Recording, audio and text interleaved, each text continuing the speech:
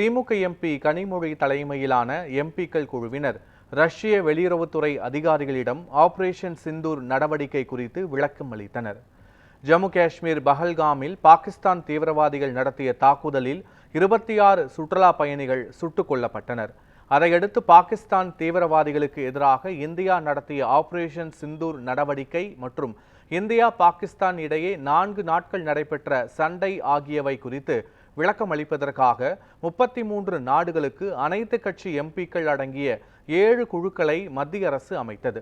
இதில் திமுக எம்பி கனிமொழி தலைமையிலான அனைத்து கட்சி எம்பிக்கள் அடங்கிய குழுவினர் டெல்லியில் இருந்து ரஷ்யா புறப்பட்டு சென்றனர். அவர்கள் ரஷ்யாவின் சர்வதேச விவகாரங்களுக்கான குழுவின் முதல் துணைத் தலைவர் ஆண்ட்ரி உள்ளிட்ட அதிகாரிகளிடம் தீவிரவாதத்தின் அனைத்து வடிவங்கள் மற்றும் வெளிப்பாடுகளுக்கு எதிராக இந்தியாவின் ஒன்றுபட்ட மற்றும் உறுதியான நிலைப்பாட்டை எடுத்துரைத்தனர்.